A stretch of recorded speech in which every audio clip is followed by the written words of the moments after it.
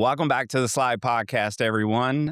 I'm your host, as always, Coach Aaron. And tonight I have got 3 of our field reporters joining us tonight and super excited about our guests. But let's catch up with our field reporters before we get started. Joining us tonight, we have Miles, the Drip King Kid. He's here with us. We also have Lennis the Menace, as well as Llaya Brickwall Bratcher. How are you guys doing tonight? I'm doing good. Yeah? I'm doing good. Good, good. So, All right. Well, you guys can't be quiet tonight because we're excited about this guest. And so let's find out what you guys have been up to. So, Miles, this is your second episode, I believe, with us, man. And tell us what you've been up to, man. I went to the shore yesterday. Okay. I went to the water park and stuff. Mm-hmm. And then I did some rides. Man, to be a kid again. What's up with baseball, man? How you doing in baseball? You got anything new going on?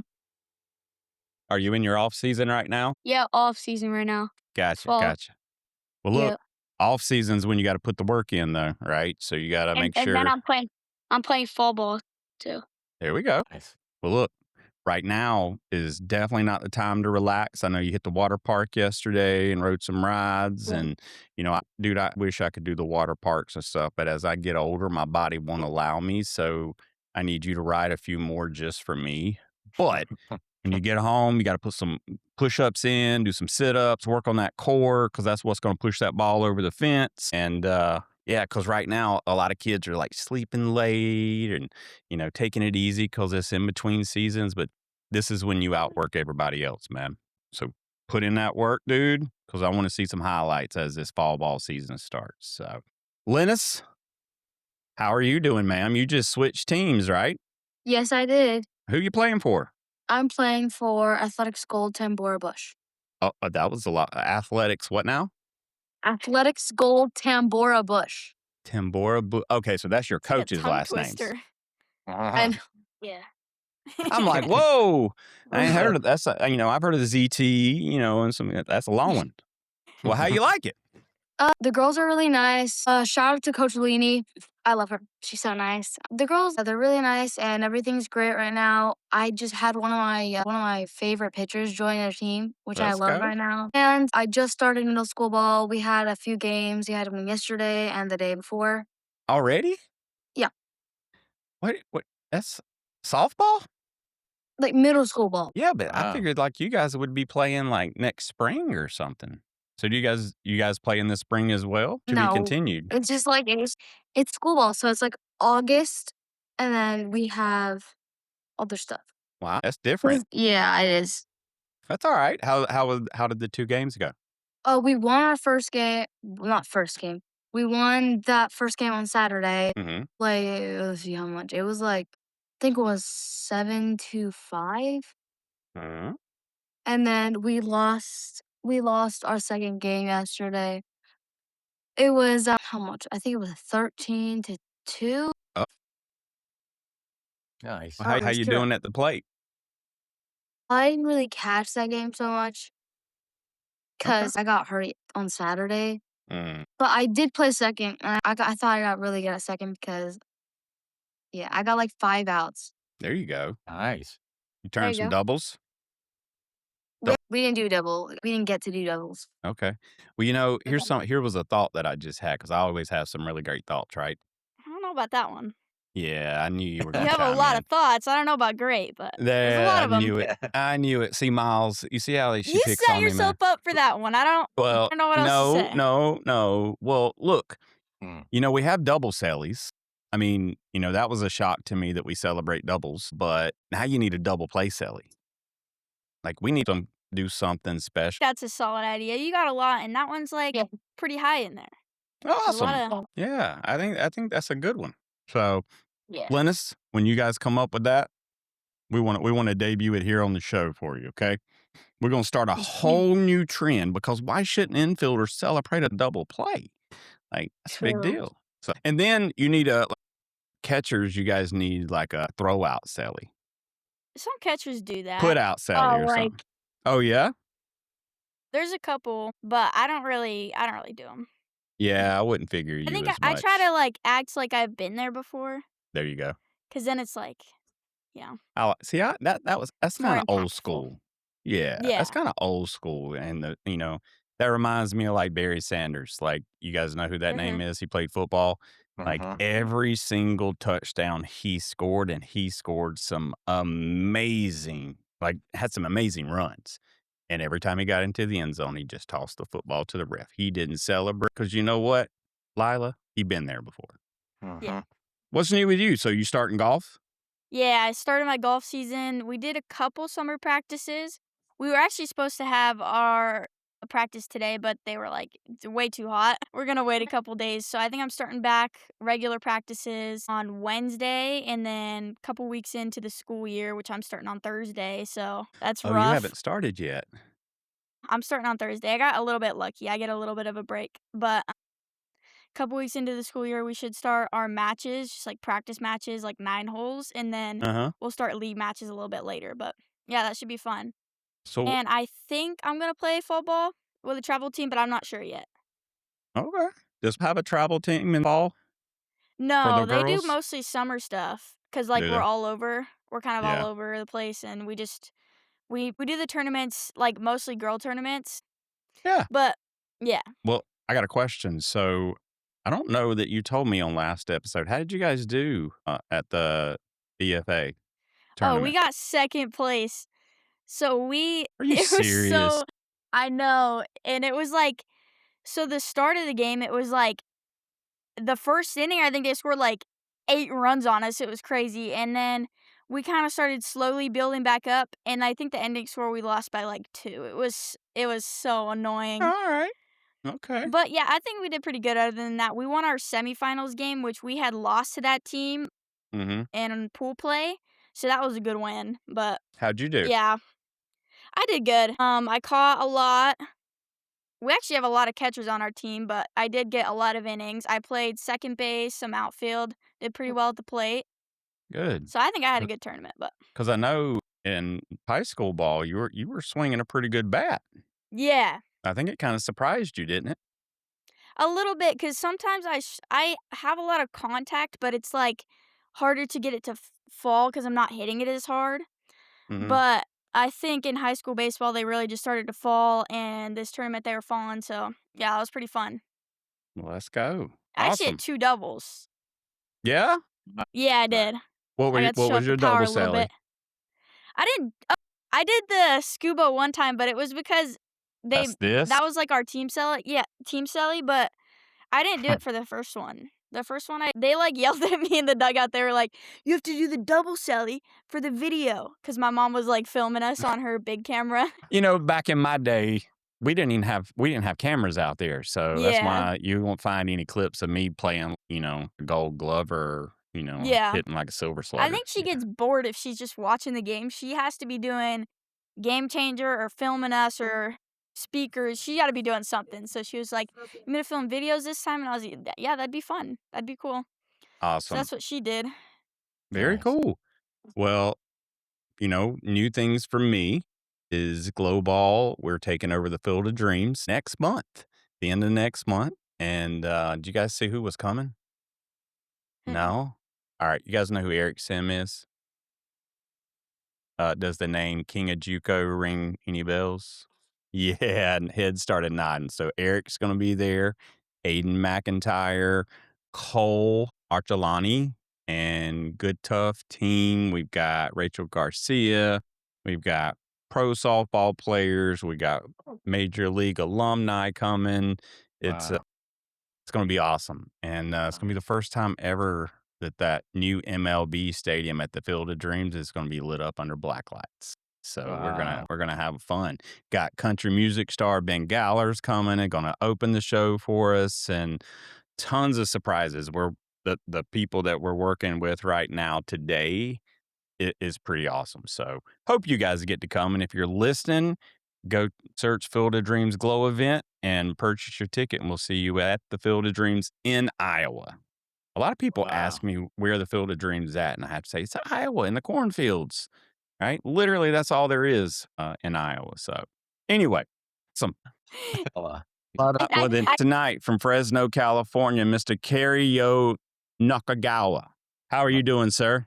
Oh, I'm doing great, Coach Aaron, and I am so glad to be here, reuniting with Miles. We met in Philadelphia during Major League Baseball All-Star Village. Nice to meet Lennis. Lila, she's right in our valley. She's pretty close to my small farm town that I grew up in called Fowler. She's at Taft. So already I just feel a great connection with you guys. Lila, a catcher, Lennis, a baseball player, She's a Miles, a catcher. catcher. Yep, she's a Uh, softball catcher.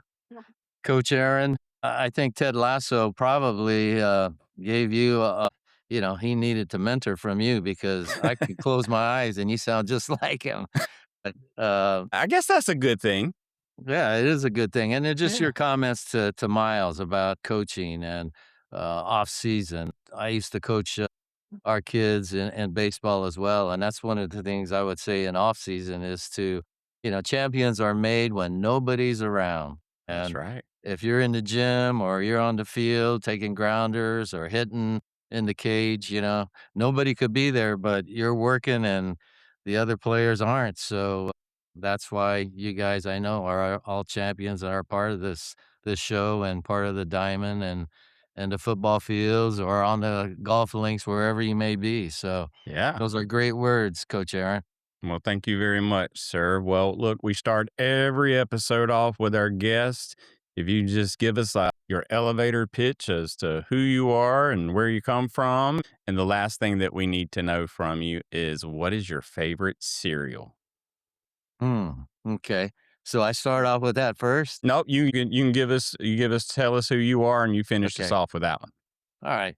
Well, you guys, I'm Kerry Yo Nakagawa. I'm a author, filmmaker, a historian, actor, and really a multimedia person is the way I could describe myself. For sure. I feel very blessed to have uncles. Baseball's been in our family for 5 generations now.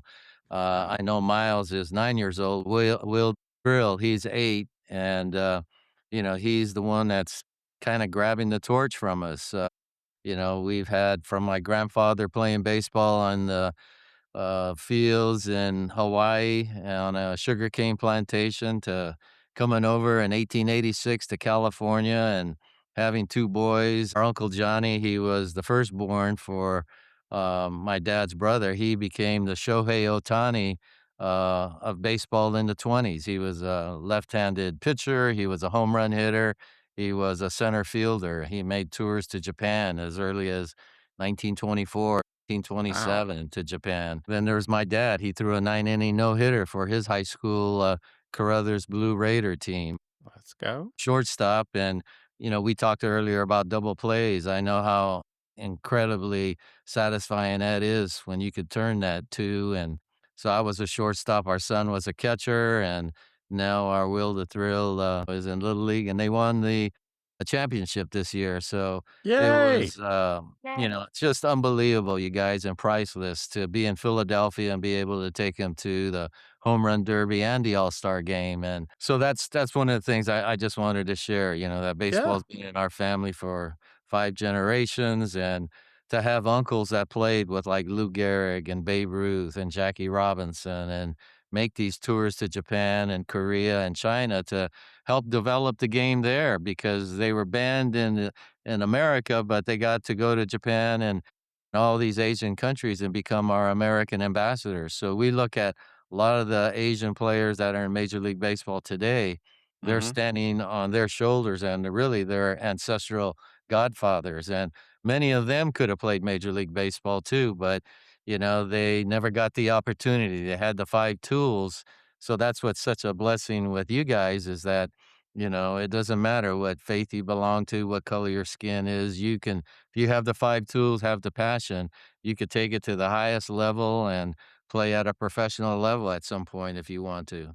Yeah. Awesome. Now, what's that favorite cereal, Carrie? My favorite cereal. Oh, wow. It would probably have to be back in the day. I'd love to get those little, um, they were real stringy and I put a little bit of honey on it. I can't even think. Wheat, not Wheat thins? Wheat no, well, it was a cereal, though, Okay. Oh, yeah, that's not cereal. What am I but talking it about? was kinda like a wheat thin, but in a bowl with my milk, that would power me up. Okay. That sounds like Wheaties. It wasn't Wheaties? It wasn't Wheaties, it was, they were like little tiny hay bales. Lila, maybe you could I help know me what out. he's talking. I know what you're talking about. I have no What? idea what they're called though. I don't even know if they make And they them have like the anymore, Coach frosting Jared. on top of them. Yes, Oh, yeah. Oh, exactly. yeah, yeah, Oh, those ones. yeah. Those I used to ones. what was Oh, that those called? ones. I can't I oh my gosh. I have used to no eat those idea as a what those are kid. called. Yeah, well, Yeah. I would that's eat my them straight out the trivia now. bag. Yeah. That's right. We'll have to look that up and put that in our show notes.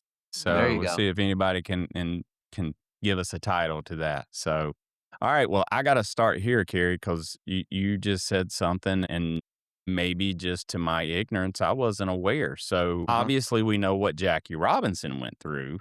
mhm. From breaking the color barrier. Sure. I wasn't aware that, the same type situation necessarily was going on for the Japanese Americans. So they wasn't allowed to play baseball. Not at a major league level, Coach Aaron. They could play within leagues of their own. Mhm. And I remember when Miles came to our exhibit right next door to us, we had the All American Girls exhibit, we had Mhm. the Latino legends, we had the Negro Leagues, and there's a big poster of Buck O'Neill, who really was like an uncle to me. We got to travel and hang out together with this exhibit that the National Baseball Hall of Fame put on called Baseball as America. And Mhm. so Buck and I, we would like play catch almost with stories. He'd talk about his teammates like Satchel Paige and Josh Gibson, and then I'd throw in a lot of our legends. And there was a big poster. I think Miles and Sean, his dad Sean, saw it. It had a big poster of Buck catching a fly ball, and it said, "Don't feel sorry for the black ball players. Feel sorry for all the players and fans that didn't get to see us play." And I Yeah. think that applied to the Latino legends. I think it applied to Japanese Americans. We call them the Nisei, the first generation born in America. Okay. And, they had to play within leagues of their own because they weren't allowed to play in Major League Baseball. So again, like in our case, they became, instead of being bitter about not playing and not being able to play, with other major leaguers. They played, especially like my uncle. He played against Biz Mackey, Rap Dixon, Frank Duncan. In fact, next year will be the 100-year anniversary when Japanese Americans and black ball player all stars played at Meiji Stadium in Japan. So, two descendants, myself and Ray Mackey, are hopefully going to be able to go and throw out the first pitch at the stadium that they're actually gonna tear down in a couple of years, but it's over 100 years old, and Biz Mackey's gonna be inducted into the Negro League Hall of Fame with a Awesome. statue. He's already in Cooperstown, so it's really nice having remnants of kind of the Negro Leagues and Japanese Americans in our exhibit, and Miles and his dad, Sean, got to see that and got to appreciate kind of what I call a hidden legacy or a missing chapter in an American baseball history. Yeah. Again, like I feel silly having not known that, but you know what? I guess that's just a part of the history that I'm learning tonight. So thank you, Carrie. You're welcome, Coach. Instead of me just taking it and running with it, because I have got so many questions, Lila, I'm gonna kick it over to you. Miles, you get ready, okay? Okay. All right, so I grew up in California, pretty close to you actually. I've actually been to Right. Fowler for a baseball tournament before. Wow, I just nice, want to know, Lila. what was it like growing up in the Fowler area?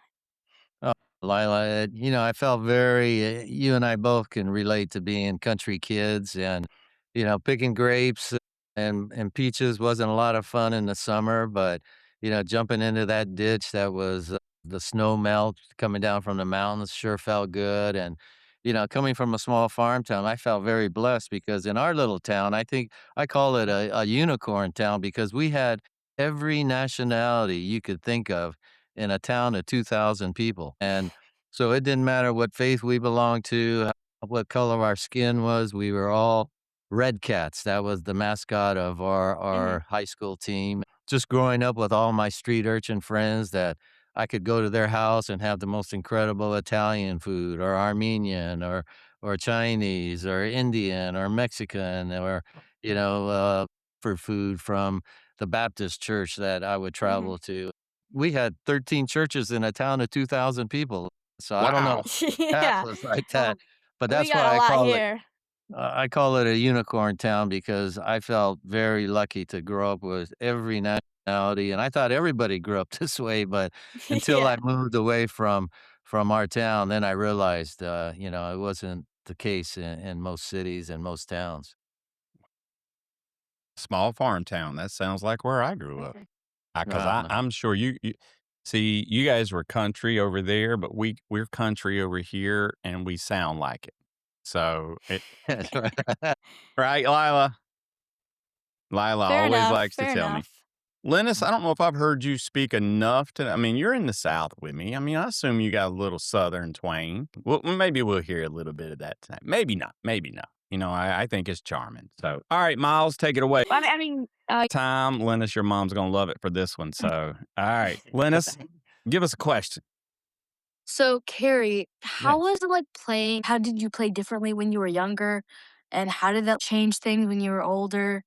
Like different ways that you practiced and different ways you played.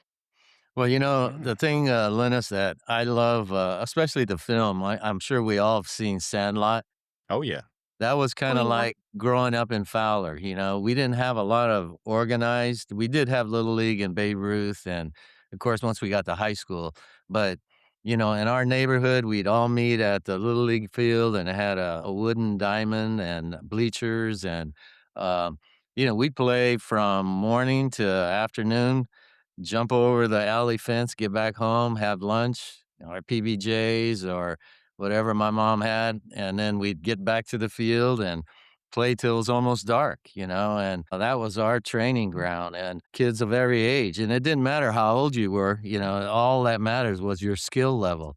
We had kids that were 3 or 4 years younger than us, but they could play with us. I remember we used to call him Leaky Boat Louie because he would cry if he struck out or, he got out, but, he grew up to be a great ball player, and that's the thing that we loved in our little town is that, it was all comers. We would play, you know, um, just almost all day. Then once we got to Little League, and then it was a little bit more organized. Then we got to play against other of our homies, we'd call them, our buddies that normally we played together.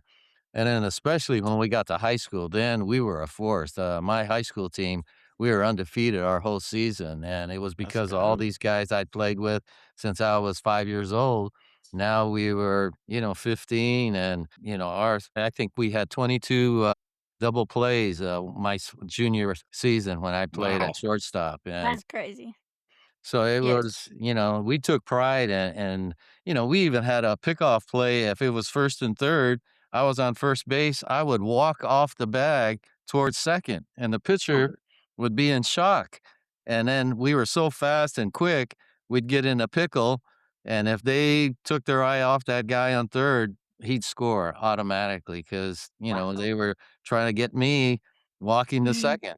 So we had a hidden ball trick sometimes we'd use, and these things we all developed when we were playing Sandlot That's almost, right. So, Lennis, to your question, I think that upbringing in a small town with not a whole lot of organized baseball, and I refer back to that because my son, he didn't have that Sandlot kind of dynamic. He grew up from T-ball to Little League to, you know, Babe Ruth, all very organized. In fact, they played almost year-round baseball when you get on a travel team, Oh and yeah. Lila, Lennis, and Miles, you can relate. Once you get really good, they're gonna try and pick you up and play on these travel teams, so you're practically playing year-round. So, there's all it's all good, and it's, a lot of it is reflective, but to your question, yeah, I love growing up in a small town and having that kind of sandlot background and dynamic.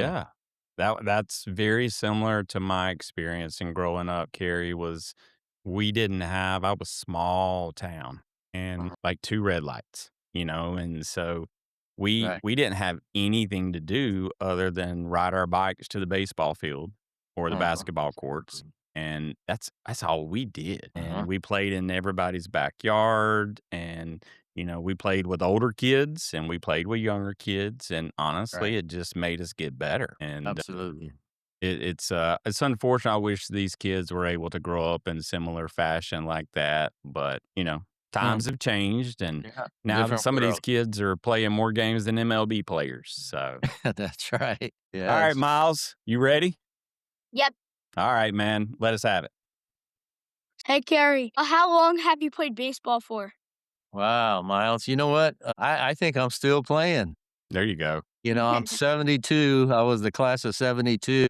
This year I turned 72, but I just have a rubber arm. I'm so lucky that I remember just doing BP with our son from Little League to Babe Ruth to high school. We get out to the batting cage. I was always able to throw strikes.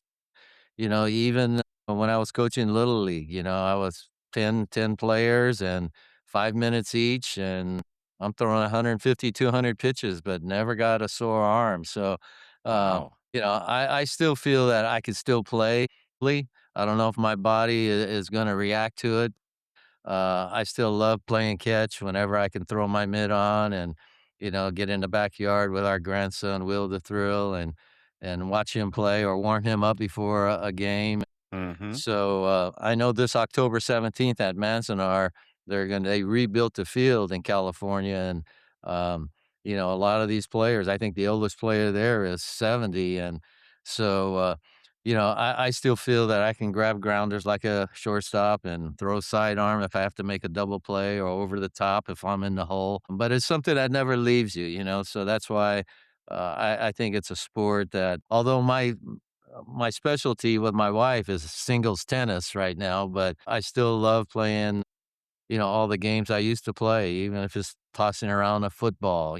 Baseball has been in our family for 5 generations, but football's been in our family for three. My dad played with a football helmet that didn't even have a face mask. It was Yeah. just a leather cap, and he played in the 20s. And then I played all the way through high school to junior college. I was real proud of our JUCO, our junior college, Reedley College. We were the Tigers, and Josh Allen, who's the quarterback for the Buffalo Bills, Mhm. into our junior college. And so he's one of our Awesome. favorite sons That's for fun. our football team.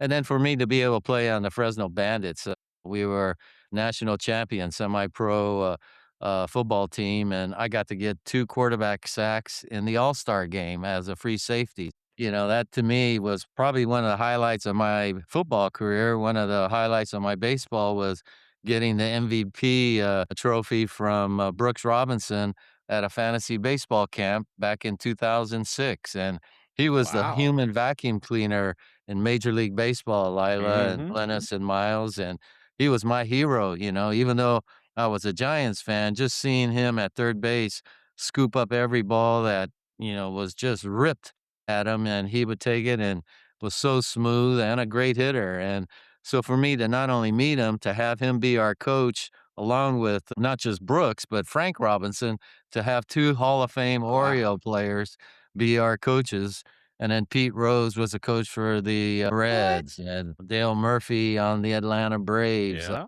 a fantasy team. So I'm just kind of sharing you my football and my baseball highlights, and so it's really been a special one. So mentally, I like the Clint Eastwood, philosophy that you just got to keep that old man or old women from getting in.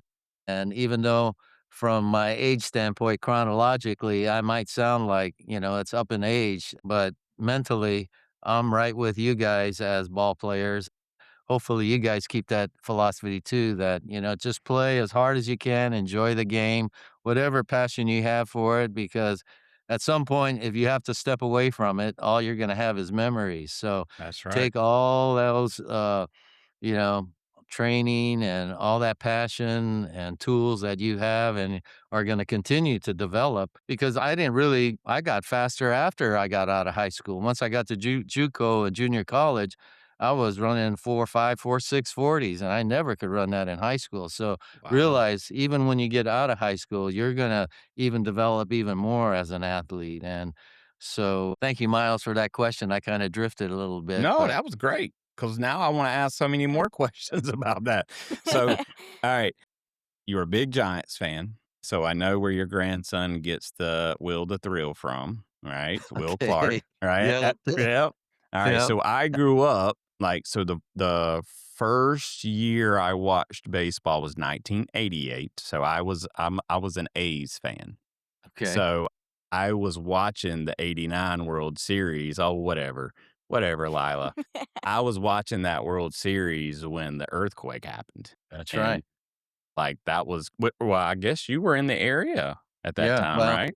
at that time, we were in San Gabriel, Southern California, Okay, but okay. I'll never forget series, we called it, because, man, I mean, after that, the A's, were just world beaters, and, I don't think the Giants won another game after that, but That was yeah, well, that was shocking.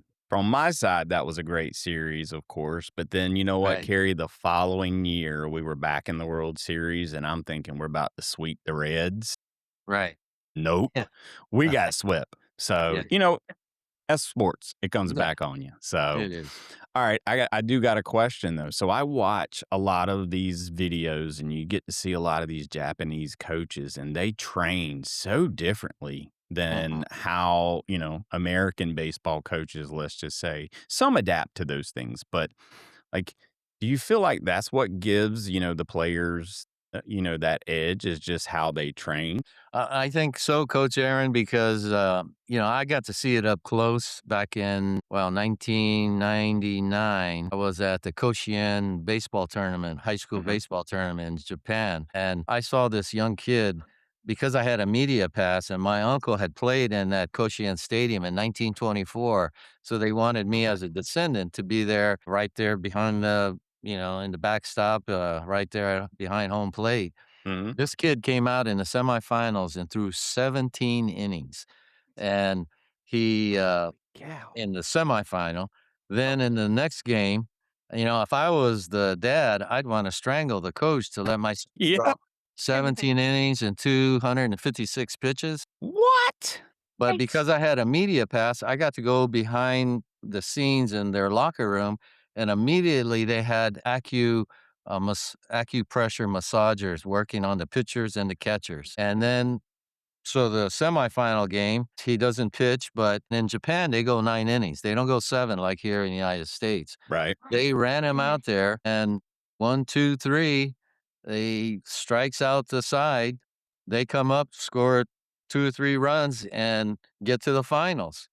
Well, I thought, "Man, this poor kid's arm is gonna fall off." Guess who they run out there for the finals? Keisuke Matsuzaka went out, threw Wow. a 9-inning no-hitter shutout, 3-0, and later he becomes a pitcher to help the Boston, Red Sox win a World Series for the first time. That's right. One of the things that I observed was their post-game stretching and cool down is more intense than our American pregame warm-ups. Really. There's an unbelievable philosophy for them to use that arm, if you're a pitcher or catcher, as a muscle. So instead of backing off pitchers like we do here in the States a lot of times, in Japan, they really work them even harder. In their high school dormitories, there isn't any janitors. So the players have to clean the bathrooms. They have to sweep the floors. I heard, and it doesn't, it really makes sense. They said that Shohei Otani, when he would have bathroom duties, he would clean that toilet, sparkling clean, and the floors, and his attention to detail was for a toilet as it is when he goes to the mound in the major leagues or he's I up at love a it. bat. So I think this philosophy is so different than ours, but I think that's why you see the teams from Japan from a little league level to a Babe Ruth level to a high school level to a college to the pros, their attention to detail and their fundamentals are always going to be so solid. And I think a lot of people wonder, well, aren't they going to be sad that they're going to lose Ichiro or Matsuzaka or Otani or Murakami now, a home run Mhm. hitter for the White Sox? They just reload because they've got so many players from every level on up that keep getting better. They'll just get new all stars. And So it's something that, we realize now baseball has become a international sport. It's just not, Mhm. there's players from all over the world competing. So you really, as an American ball player, have to work even harder to get to that show or get to that level because you're competing against other all-stars from around this globe that want it just as badly or they want to get out of their situation and become, superstars at a major league level. Let me ask you kids something. So he said Shohei Ohtani had bathroom duty and he cleaned the toilets spotless. What is that? Like, what does that tell you? Like, I'm just curious. Like, what goes through your mind when you think about that? What do you think, Lila? That he's very meticulous with everything he does. He wants to do everything perfect, and just his Okay. attention to detail is good. Okay. Lennis, what do you hear when you hear that? Pretty much what she all said. Like she like said it out perfectly. Okay. Miles, you hear anything different from that? Same. Same? All right. Next time I'm gonna go to you first, Miles, because that's what all the kids in class are saying. Hey, she took my answer. You know what I heard is any job you would give him as small as cleaning a toilet, he takes pride in his work, right? And Right. so if he puts his name on it, it's going to be done the way it's expected to be done, right?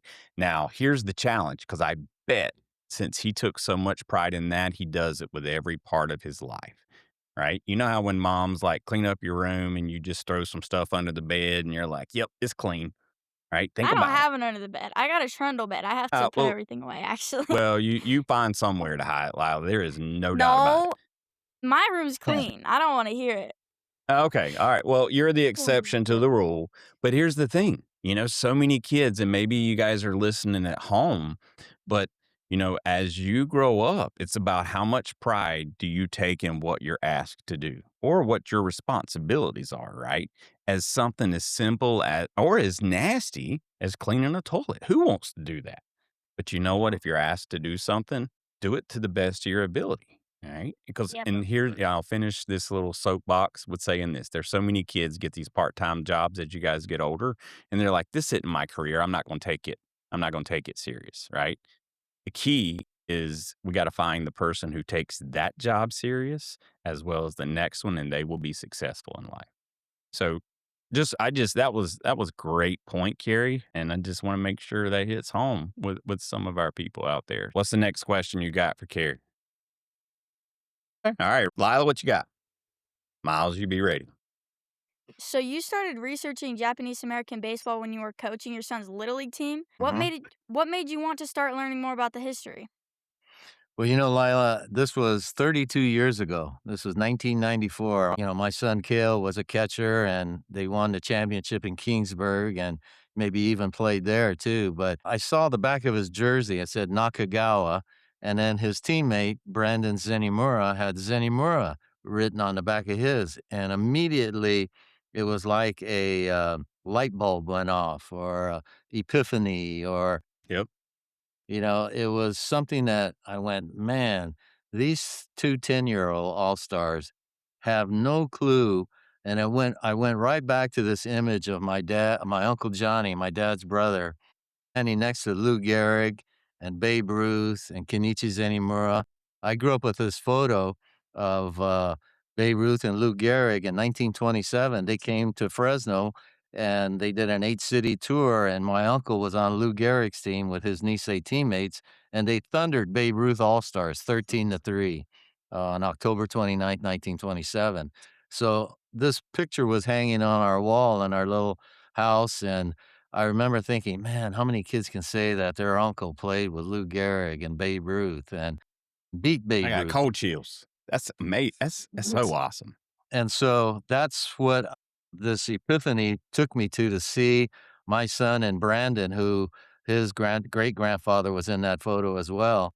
I knew they, as fourth generation Japanese American kids, had no clue about our baseball history. So right at that moment, Lila, I knew that I had to research more and bring more out. And And so I accumulated more images and artifacts. Following year, the Fresno Art Museum had an exhibit on Japanese culture. And so I was able to have about the size of a Little League dugout and exhibit. And the first day that it opened, we had 1,000 people come through. So then I knew again that this was much more than just a Zenimura Nakagawa baseball story.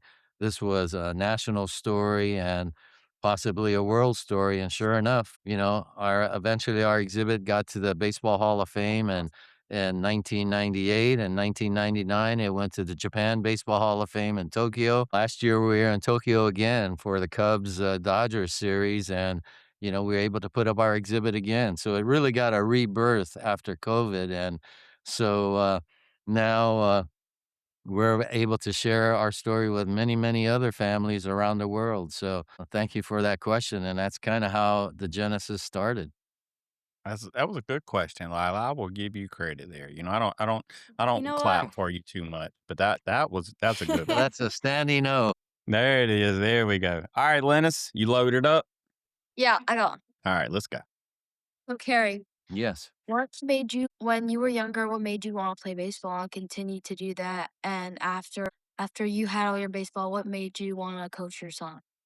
Well, Linus, I think it really started with our family playing catch with my dad in the backyard and my uncle Johnny, and them being so modest, their generation. They never really bragged about their abilities. My dad never told me he threw a no hitter. My uncle Johnny never told me he was the Babe Ruth of the Nisei. That love of the game of playing catch, and then going out into the neighborhood with my other homies and playing and all day long. And then as I kind of continued to grow in the sport and get better, and again, that teamwork and that ability to kind of gel with the people you grew up with made me want to hopefully get to the highest level as I could. So that's where I took it from, not just baseball but also football. And even now, when I play tennis, it's amazing. I'm 72, but I'm playing the best singles tennis of my life right now, and same with my wife. If you can pick a sport, Lila, with golf, you can pretty much play your whole life. There's a guy out at Roding Park. He's 96 and he's playing doubles tennis. We call him Yeah. Wow. Hawaiian Bob. And so that's the beauty of sports. It really, you could play it once you find your passion, and whatever the sport you choose, you just learn and keep developing your tools and keep developing that passion and take it as far as you can. Love it. Love it. Good question, Lennis. Good shot. Miles, you got one? Yeah, so Carrie, uh, Mhm. so Carrie, what was your favorite position in baseball? My position, Miles, was shortstop. I had a really strong arm in the hole. I could throw sidearm, so I could, be able to get that double play if the runner was right in front of me. And again, just kind of going back to great players that I got to see growing up. Here in Fresno, we had the single A giants. So I got to see Bobby Bonds. I got to see Will Clark. I got to see so many great ball players. And so not only just playing with my fellow teammates, but I got to see at a single A level professionals play. And we had a little hole in the fence, and uh, one night we would hang out in the back part of the street, and if you got a home run ball, you could take it back in, and they would announce, "If you bring that ball in, kids, you get a free soda." Well, none of us would give up that ball for a soda, and There you I go. remember after the game, I saw the biggest, tallest Japanese baseball player ever, and his name was Masanori Murakami, and he played for the Single A Giants, and he signed my baseball. And then how special was it 50 years later when the Giants honored Masanori Murakami as the first player from Japan to play in major leagues? He signed my ball again because I got to be his catcher at Pac-Ball Ballpark. Wow. That's So that again crazy. was yeah, a special evening for me to sit behind where I knew that Duster Posey, sat up, and Barry Bonds would hit splash hits right from that little area that I set up to catch. And Murakami at 70 years old on the rubber threw me a strike. So that Yeah, was good. incredible too. But yeah, I was always a shortstop, Miles, but I probably could probably play every position. You know what And just clicked? Like, all 3 of these kids are catchers. That's what I mean. Yeah, right. Like, And my See? it son just was a catcher. Yeah. like, it just dawned Miles, I was sitting here thinking, and I'm like, "Miles is a catcher too." Like, Mhm. we we always attract catchers. Maybe it's just what I look for in kids, and I look for things that catchers have. Because you guys do the dirty work. So, That's right. alright, And you're the I got field generals. You're the field generals of behind the Mhm. plate, and it's the only position where the ball's moving away from you, right? mhm.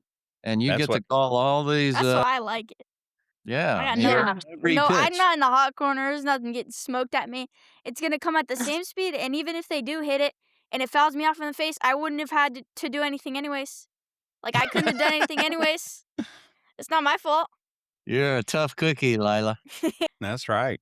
Well, alright, I got some trivia stuff here. Oh, not trivia, but, like, some really cool information. So, Carrie, we get like your life and your family is based around baseball, but Mhm. you started us off with saying you do some things in films, right? Yes. So what is that? What does that mean? Now I know, but I want you to tell our audience like what have you done in films? Well, Coach Aaron, we lived in San Francisco, and my good buddy was a casting director, Kurt Anderson, and he asked me to be in Rocky 2, and I loved the first Rocky, so I got to go to the LA Sports Arena, and I was a reporter at ringside. In fact, I even got lines. They had me interview Adrian, Rocky's wife, after the fight. But if you see the movie Rocky 2, she's at home pregnant. So, you know, my lines I learned as an actor that they ended up on the editing floor. But I want to quickly talk about that. Kind of got me sparked into wanting to go into film acting because I got to meet Sylvester Stallone, Carl Weathers, Talia Shire, Burgess Meredith, all the main actors in Rocky, and they were just down to earth people. And I thought, wow, I had put them on such a high pedestal, but talking with them, they were, as friendly as anybody from my hometown. So I got into acting, I got into theater, and we're in soap operas like The Young and the Restless. I was in Matlock. Really? Hill Street Blues, different films. But one thing I want to share with Coach Aaron and everyone is that I was in a movie called An Eye for an Eye with Chuck Norris. And I really got into martial arts after I got out of high school, and I got my black belt in Tong Soo Do. And my instructor, Luther Reagan, got his black belt from Chuck Norris. So here I'm a third generation of Chuck Norris, and I get to be in a movie with Chuck Norris as an actor and stunt fighter. And he killed me multiple times. The director really liked me, and they put me in different wardrobe and characters. So a lot of with my homies I still see today, they could care less if I ever win an Oscar or an Emmy. All they want to talk about is how I got killed multiple times by Chuck Norris. Hey, well, if anybody can do it, we know Chuck can. So that That's is right. that's amazing, Carrie. Yeah. Now, there's another little caveat to this too, is you have a godfather. Yes, yes. Now, this might listen, audience, you might want to take a break, sit down for this one. Carrie, who's your godfather? Our godfather, you would probably remember him as Mr. Miyagi or Arnold in Happy Days, but Noriyuki Pat Morita is our godpapa, and we did a documentary called Diamonds in the Rough, and he was our on-camera host, our narrator. He helped me write it, and I Wow. would always tag along with him when his hobby was to sing the national anthem, and so a couple times with the Dodgers, a couple games with the Giants, the Arizona Diamondbacks, Sacramento Kings. Pat would sing the national anthem, and you know, I felt very. It was priceless for me to just hang out with him and be with him. And he loved to sing the national anthem. He would tell me, "Yo, man." He would call me Yo Man. I'd call him Dr. Mo. He goes, one question at my high school, because I got to take our documentary to our high school and I screened it. And one of the kids' questions was, why does Mr.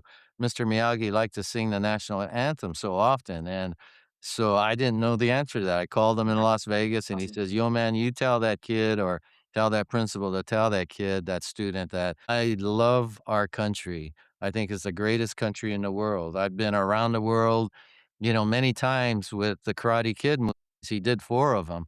He Mhm. goes, "But, I just love singing it. I'm not a great singer, but I could sing the national anthem great."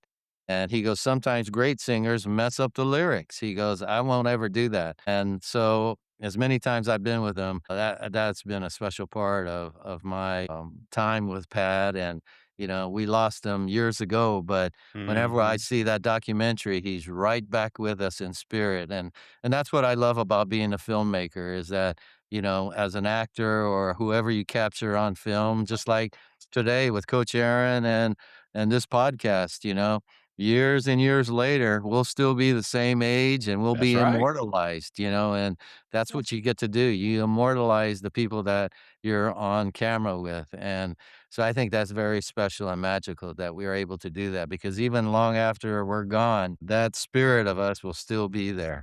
That's what I tell my sons. Listen, even when I'm gone, you can still turn on the podcast and just hear me being silly. So that's just who I am. So It's that is all right. I got a question on that, and then I want you sure. guys if you guys have any final questions, I want you to get those ready for you. Hold on one second. All right. So did you ever have to paint a fence or wax a car for him or anything like that? Was it ever wax on, wax off? Well, of course, when I had him sign some pictures for me, that's what he put on there, you know, Noriyuki Pat Morita, wax on, wax off. Awesome. And, one of the things too, Coach Aaron, that I remember when we did our film, we produced a movie called American Pastime, and I think I sent it to your dad, Miles, Sean, and I'll send it to you via email. And you guys, if I can get your email, Yeah. I'll send it to you. But there's one character, our moonshine maker and our gambler, was written for Pat. And unfortunately, 6 months before we started filming, he passed away.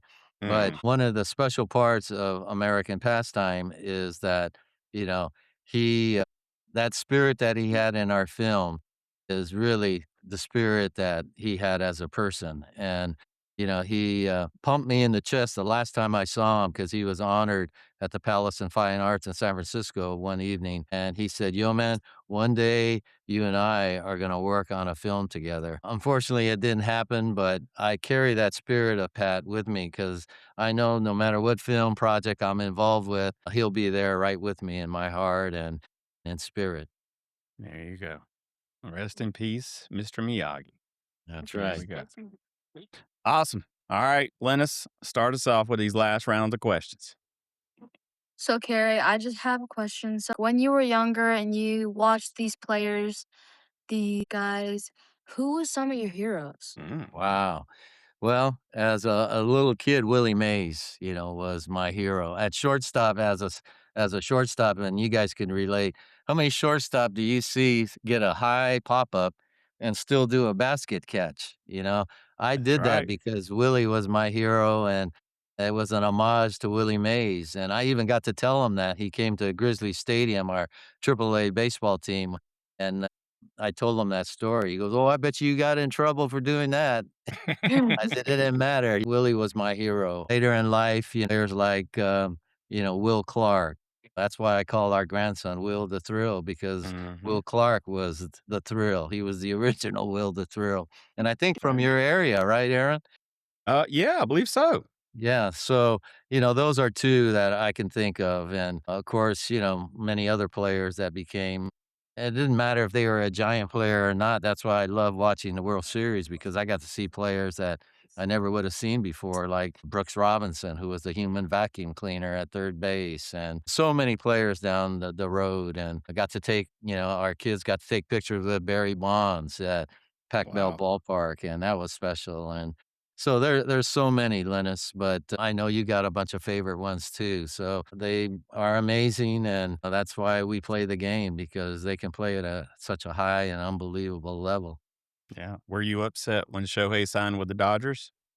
Well, I didn't think he was going to sign with the Giants. Indications was, but of course, I would hope that great players again would come to the Giants Mm, and help their team.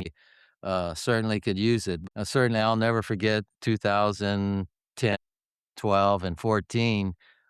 when they won the World Series, because there were times where Coach Aaron, I didn't think they were ever going to win a world championship. But then he won it all the even years in the 2000s. I was a happy camper then, that's for sure. Yeah, All those teams and those players were amazing. for sure, for sure. All right, Miles, what you got? So, so Carrie, when did you start playing baseball? How old were you? Wow.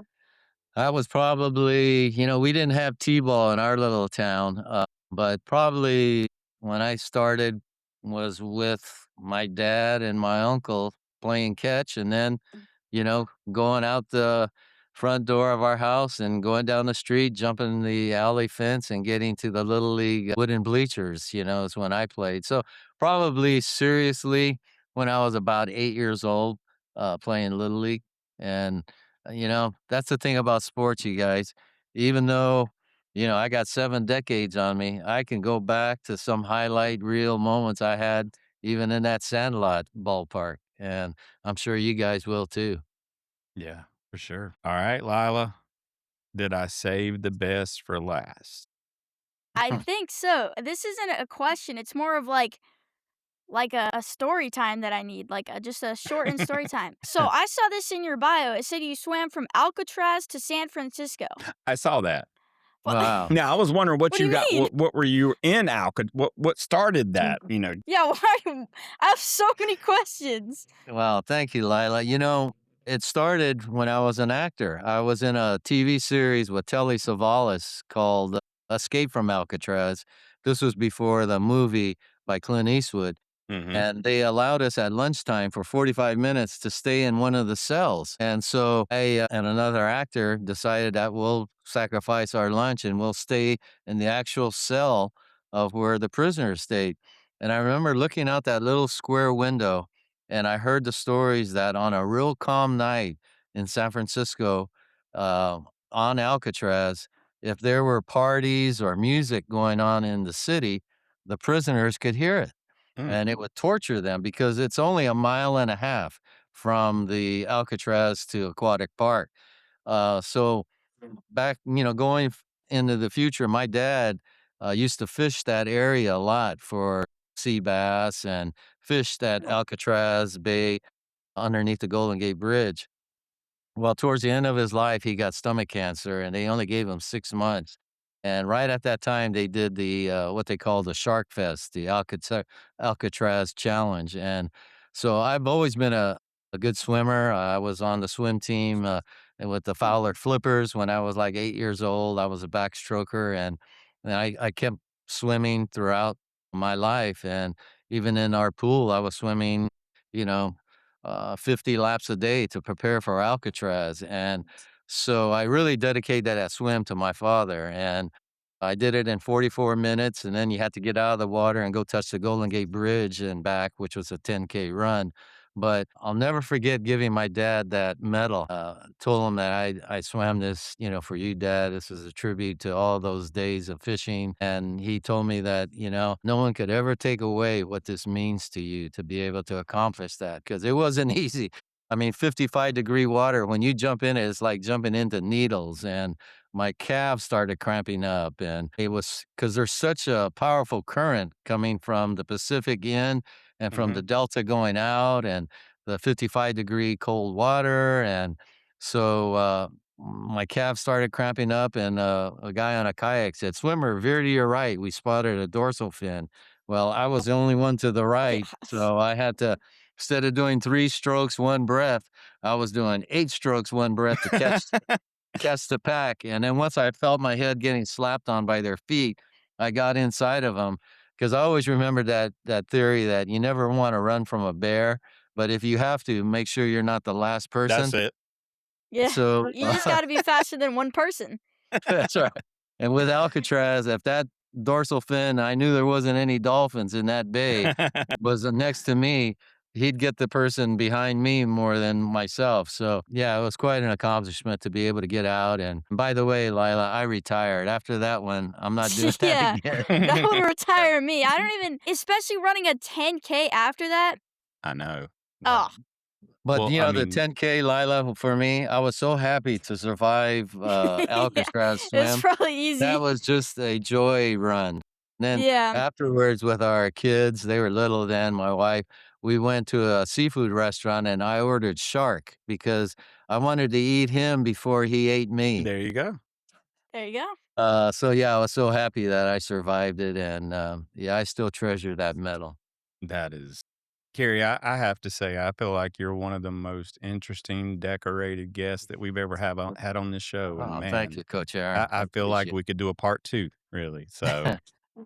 but for the sure sake of time, we're gonna have to close it up here, but, Carrie, I told you the cereal question was the hardest, but what I really mean is this question usually stumps adults more than it does kids.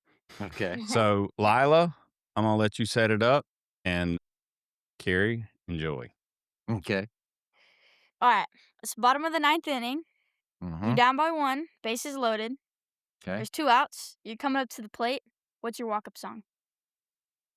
Wow, my walk-up song. Man, that's a good one. Probably my walk-up song right now. I have so many. I came from an era of in our little farm town, we had a KLIP radio station, so R&B, soul, gospel has always stayed with me, but I love every genre of music. Mhm. Probably my walk-up song would be, hmm. That is It's a hard that's one. yeah, it is, Coach Aaron, but because I have so many great artists, I have to think when I go to the gym, what am I listening to lately that really inspires me? Probably a Prince song, right now. Oh! I've been listening to a lot of There you go. Prince, and I know there's a couple that I listen to that, kinda gets me fired up, but Can't go wrong with Prince.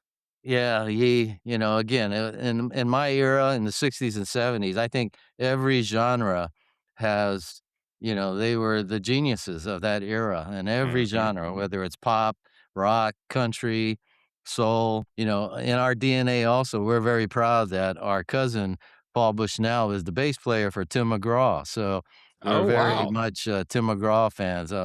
My, kindergarten best friend, Bev Aronyan's son, plays with Mr. Riley. I can't think of his first Yeah. name.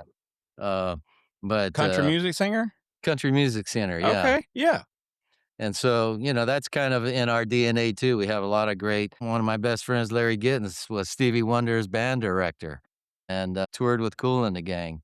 Um, What? hey, but I got a It's quick just question for you guys. so Yeah, random. Coach Aaron, yeah. what are the stripes for?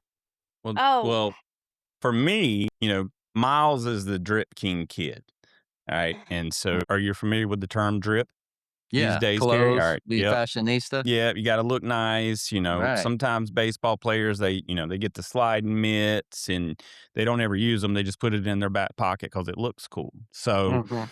because I'm on the podcast, I have to find my way of having drip, and so the eye black for me is my drip. Okay, nice. Yep. Lila, what's your excuse? I don't know. I just like it. I just Nice. got this one. I opened this. They're called plate crates. They're these boxes where you get like baseball ball gifts and stuff like that. So this is Mhm. one of the things that came with eye black with this color. So I was like, I'll put that on today. I got the same Nice. And kit, Yeah, me Aaron, so too. I know I put it on before Aaron, but he will always deny it. I know I had it on first. maybe we Copycat. did it at the same time. Who knows? Who knows? Mine looks better though, I know. I've had it on all day. I used to I play sleep. and they'd give I us should have that worn eye mine. black for day games, Uh-huh. but instead of me putting it under my eye, I would make the most nastiest looking goatee because even to this day, I can't grow a beard. Yeah. So the only way I could make it look like I had one is to put that goatee under my chin. So that's what I saw you guys. I never got to address it, but I went, hey, all right. Yeah, of course. All right. Well, look, Carrie, I want to thank you so much for taking time out of your busy schedule and away Thank you from your guys. family to hop on here. And hopefully, one of these days, you and I get a chance to meet because Yes, I yes. would love to pick your brain and learn more because the history of the game is just so fascinating. And Yep. I hope this episode encourages kids out there to go I know history in school is boring, but go look at the history of baseball, right? Mm. You're going to find so many people that will inspire you. And Kerry, I just want to thank you for sharing your stories with us. Thank you, Coach Aaron. Miles, great always seeing you again. Give your dad and your mom my best. Lennis, thank you so much for having me. Lila, a fellow country gal from Taft who's played in Fowler. Thank you for those great questions. It's been Mhm. a thrill, an Mhm. honor, and yes, I hope our paths cross soon and we meet in person someday, you guys. For sure, for sure. All right. Well, Kerry, where can we find you on social media? Well, you can go to our www, niseibaseball.com, NISEI. And then on Facebook, we're at the Nisei Baseball Research Project. Okay. I will go on there myself and follow you guys tonight because Thank you so much. I want to learn more. You guys learned something tonight? Mhm. Yeah. Yes. Well, I'm glad to Elaborate. hear it. Miles, how can we find you on Instagram, buddy? You can search up the Drip King kid. And you will find Miles. The dude is Yep. always drippy. Lennis, how can we find you on social media? You can find me on Instagram and TikTok as Lennis the Menace. Lennis the Menace. Menace the Menace. One of the best nicknames there is. So, and It's pretty Lila, good. how can we find you? I'm on Instagram, TikTok at Brickwell Brats with a 4 for the A. Got it. Oh, And same for us. Look, make sure you go follow us. We're on all the social media channels at the Slide Podcast Show. So search it up, YouTube. Hey guys, we hit over 100 and we're at 113,000 views now on our YouTube channel. wow. So Congratulations. yeah, and Nice. and you know what? 50,000 of it has came in the last 2 weeks. So Wow. we figured out some issues with our channel and got it switched, and now we're rolling. So go follow us. And if you have someone that you think deserves to be on this show and they got a great story to tell, send them our way. Awesome. Thank you guys for listening. And Lennis, close us out. Well then, Carrie, until next time. We'll catch you on the slide. Love it.